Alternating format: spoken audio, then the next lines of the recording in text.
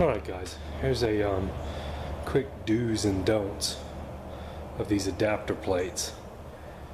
I had to put a micro switch, which I had on here before when they had built the motor, before they built this motor. I use it for the kickdown on the Turbo 400. But somebody had put a plate in here, and that's probably why they never hooked it back up. Because it requires the outside hole for that bracket to work. But when I get it off and I start looking at it, this is a do not do. Don't ever close your hole up more than it is. You don't ever want it lips. This causes vortex. It closes it up. I mean, there's just several different reasons why that's just no good. I don't know if they were doing it for a heat soak purpose, because I do remember this car did have kind of a heat soak problem with that carburetor, which, you know, carburetors in big blocks in Florida, it's kind of, you know, you just have to live with that a little bit. That plate's not going to make any difference, and especially the loss of power that plate will cause. I mean, literally, guys. And for another thing, it's on backwards. If it was a it's a quadrajet adapter plate, it's what it is. But it's on backwards. The big bowl's going to back.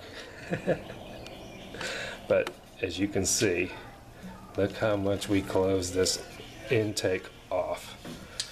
That's crazy.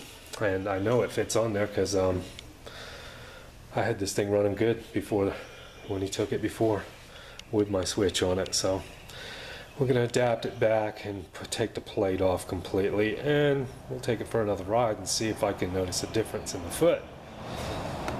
But you know, the people that built this motor went out of business. I think I already mentioned that. But they're the reasons why I started doing my own heads. I literally had a PT Cruiser head that I brought to them, and they did a valve job on it, and I could literally see light through between the seat and the valve after it was done. They cut the seats off to one side so bad that they had to send it off and have every seat in the head replaced. So that's why I started doing my own heads. But they also did a couple other things for me. They messed up. They gave me a crank kit one time that had 10s on 3 of the rods and 20s on 3 of the rods, and another time they did a set of Nissan V6 piston wrist pin bushings for me, and there was more slop in them pistons when they were done. So, you know, you gotta watch your machine shops. A lot of times their equipment wears out. But yeah, I'm not gonna squeeze the beans out of this one because I didn't build it. They did.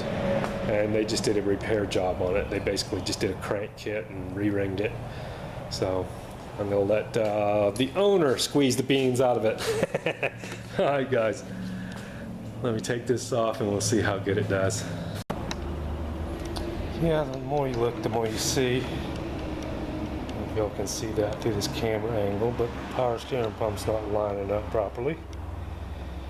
And if you look a little closer,